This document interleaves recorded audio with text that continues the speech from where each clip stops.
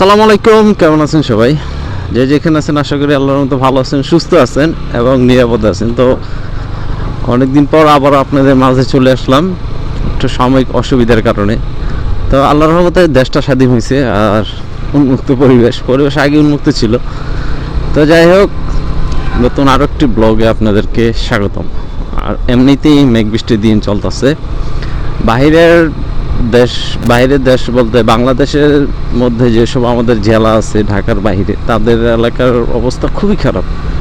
তো যারা সাহায্য করতে পারেন তো করবেন, না করতে পারলে আল্লাহর কাছে দোয়া করবেন আল্লাহ যেন এই বিপদ থেকে মানুষের হেফাজত করে। কারণ সব বৃষ্টি যেন ভালো বৃষ্টি তা না, আবার সব বৃষ্টি যেন আবার খারাপ বৃষ্টি তা না। এই মেঘের মধ্যে অনেক বিপদ থাকে, আবার এই মেঘের মধ্যে অনেক ভালো কিছু থাকে। তো আল্লাহ যেন সকলকে দোয়া করবেন ভালো রাখে, সুস্থ রাখে।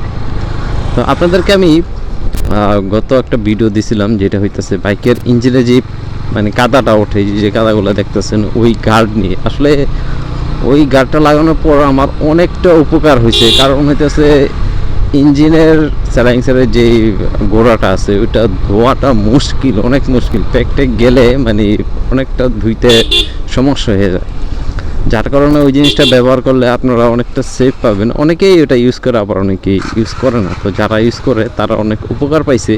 আবার দেখা গেছে কি যেমন এই যে চাকা থেকে ছিটা যে একটা ফোঁটা ফোঁটা পানি যায়, তার থেকেও অনেকটা সেফ থাকা যায়।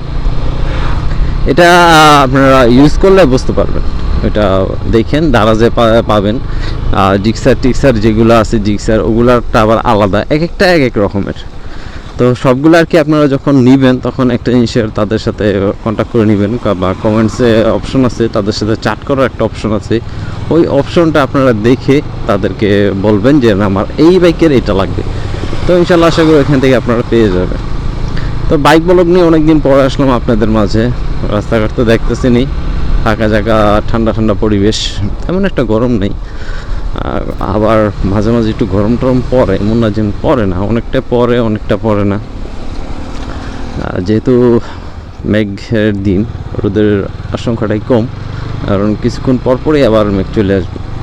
আর একটা জিনিস কি, যখন একটা বাইকে আপনি কষ্ট করে ধুইবেন, দেখা গেছে জরুরি কাজে বের হইতেই হইব, ধোয়ার পর জরুরি কাজে বের হইতে হইব। ঠিক বের হওয়ার পর যদি দেখেন বৃষ্টি চলে আসছে, মানে মেঘ চলে আসছে, তখন কেমনটা লাগে এখন বলে। তো আসলে সব জিনিস মিলে আমাদের চলতে হয়।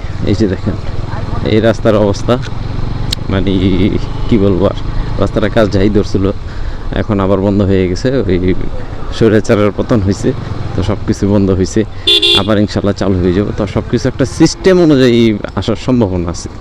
তো খুবই একটি ভয়ানক রাস্তা এটা, খুবই মানে অতটা ভয়ানক না, আবার অনেকটা ভয়ানক। কারণ পানি টানি থাকলে তখন বোঝা যায় না কোন দিকে রাস্তাটার খারাপ ভালো দিক আছে। দেখা গেছে পানি কম একটু বুঝে টুঝা যায়, তবে এটার মধ্যে অতটাই নেই। দেখেন কি অবস্থা, যেমন লাগতেছে বিশাল বড় একটা নদী পার হইতেছে আমি। তো আমি ডাইনে দা উঠা যাই, দেখি ডাইনে দা কোনো আছে কিনা। এইখান দিয়ে একটু ভালো হয়েছে, এদিক দিয়ে কী আছে জানি না। যাক আলহামদুলিল্লাহ চলে আসছি। আবার সামনে বড় ভাই আসতেছে, ট্রাক সাহেব। এদেরকে দেখলে সবাই সাইড দিয়ে দিবেন, নয়তো সাইড নিয়ে নিবেন, দুইটার একটা কথা। আমার ভয় লাগে আসলে। বাংলাদেশে অনেক কিছু সংস্কারের মধ্যে যেমন এই জিনিসটা পড়ে যে এই বাসের যে পরিবহনগুলো আছে ওগুলা কিন্তু অনেকটা রিপেয়ারিং করা দরকার। অনেকটা না বলতে গেলে ভালো একটা দিক রিপেয়ারিং করা দরকার। কারণ যে সিট টিট আছে, তারপরে বাসের যে রং টং, মানে একটা নোংরা পরিবেশ। তো সব কিছু আমার মতে একটা আপডেট আসা দরকার, এমন না যে আপডেট আসা দরকার নেই, সব কিছু আপডেটের প্রয়োজন আছে। কারণ সিটগুলোর অবস্থা দেখলে মানে কি বলবো, আর মানুষ বসতে ইচ্ছা করে না। তবু মানুষ না পারে আর কি একটা জিনিস ওইখানে বসে, যে বাসের মধ্যে যে বসা লাগে, যে না পাইরা মানে না জাল অবস্থা। কিন্তু ইনকাম তো ঠিকই করতেছে, তারপরে কি করে, যেমন একটা গাড়ির ম্যাচ শেষ, গাড়িটা রোডে চলতেছে, রোড পারমিট টারমিট যেভাবে হোক নিয়ে চলতেছে, ওইটারে কি করব আবার রং টং দিয়ে আমি মানে একটু নতুন বানাইলো আর কি, বছরে নতুন বানায় আবার চলতেছে শেষ, ওই রং টং শেষ হয়েছে, আবার ওইটাকে রং দেওয়া হইতেছে, রানিং চলতে আসছে। তো এইরকম আসলে এই সিস্টেমগুলো আমার মতে অনেকটা চেঞ্জ করলে অনেকটা সুন্দর হয় জিনিসগুলো।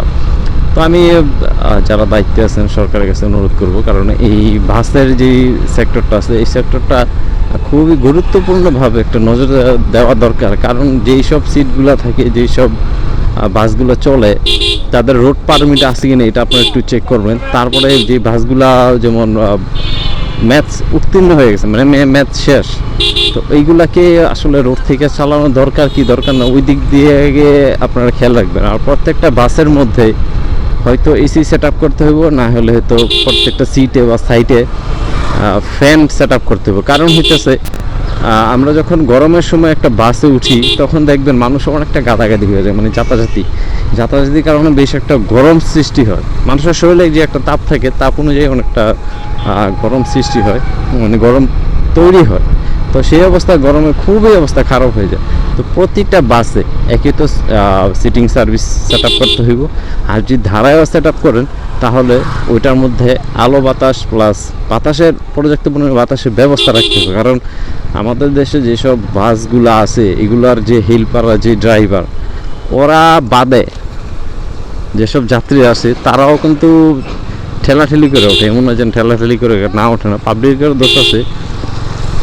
আর হেল্পার তো চাইবে, বাসালায় ড্রাইভার তো চাইবে মানুষ নিয়ে আনি, যত পারি নিয়ে আনি। তো এই দিকগুলো দেখা গেছে যদি আমরা খেয়াল রাখি বা এই দিকগুলো যদি আমরা একটু সচেতন হই, তাহলে দেখা গেছে আমাদের আরও আমরা নিজেরাই আপডেট হইতে পারবো। তবে আমার মনে হয় ব্লগটা অনেকটা বড় করে ফেলতেছি, আসলে এত বড় করা উচিত না। তো আজকের মতো আমি আপনাদের এখান থেকে বিদায় নিই, কারণ যেসব জিনিসগুলো বললাম এগুলো কিন্তু প্রত্যেকটা একটা ইম্পর্টেন্ট জিনিস, একটা দিক দেখাইলাম। আর আমি ক্যামেরাটার প্রবলেম ছিল, যার কারণে ওরকম ভিডিও আপলোড দিতেই পারিনি, বলতে গেলে খুবই একটু অবস্থা খারাপ ছিল। যাই হোক, আবার একটু আল্লাহর রহমতে আসছি। তো সবাই দোয়া করবেন আমাদের দেশটা যেন ভালো শান্তিপূর্ণভাবে চলার তৌফিক দেয় আল্লাহ, যেমন ইসলামিক নিয়ম অনুসারে আমরা চলতে পারি, সেদিক দিয়ে আমাদের খেয়াল রাখা উচিত। সকলেই ভালো থাকবেন, সুস্থ থাকবেন। আমাদের জন্য, আমাদের দেশের জন্য, সকলের জন্য আমরা সবাই দোয়া করব যেন আমাদের দেশটা স্বৈরাচারের হাত থেকে মুক্তি হয়ে যেন ভালো একটা কিছু হয়। আর অলরেডি মুক্তি হয়ে গেছে, স্বৈরাচারের হাত থেকে মুক্তি তো হয়েছে, এখন একটা ভালো যেন আমরা সুফল আনতে পারি। বিদায় নিচ্ছি আজকের মতো এখান থেকেই। আল্লাহ হাফেজ।